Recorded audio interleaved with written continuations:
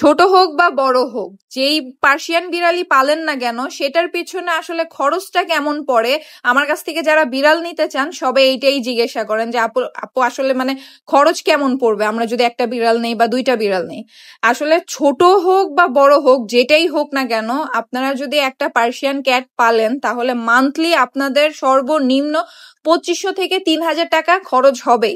তারপর আবার অনেকে আছে তাদের হচ্ছে পশু মানে পশু পাখি যেগুলা পালে এগুলার প্রতি অনেক মায়া দয়া থাকে, ভালোবাসা থাকে, তারা দেখা যায় যে আদর যত্নে রাখে, তাদের একটু বেশি খরচ হয়, যেমন মনে করেন 4 থেকে 5000 টাকার মতন খরচ হয়।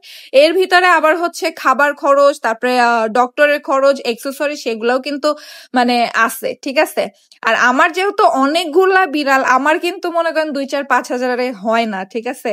আমার মান্থলি মনে করেন ওদের খাবার পিছনেই 10,000 টাকার মতন খরচ হয়। তারপরে তো আবার ওদের ডক্টরের কাছে নিতে হয়, ভ্যাকসিন করাইতে হয়, ওদের এক্সেসরিজ হাবিজাবি সবকিছু মিলায় একটা ভালো অ্যামাউন্ট খরচ হয় আমার। তো আমার মতন তো আপনারা এতগুলা বিড়াল পালবেন না, শখের বসে দেখা যায় কেউ একটা বা দুইটা এভাবেই পালে। তো ছোট বাচ্চা যেগুলা হয় সেগুলার দেখা যায় একটু বেশি টেক কেয়ারের প্রয়োজন হয়, ঠিক আছে। ওদের একটু বেশি মানে বারবার একটু খাবার দিতে হয়, হ্যাঁ, একটু বেশি যত্ন নিতে হয়।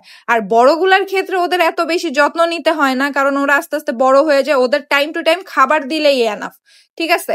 তো আমি মনে করি যারাই পার্সিয়ান ক্যাট নিবেন তারা অ্যাটলিস্ট এতটুকু আইডিয়া রাখবেন যে আপনার পার্সিয়ান ক্যাটের জন্য মান্থলি আপনার হচ্ছে 3000 টাকা খরচ হবেই।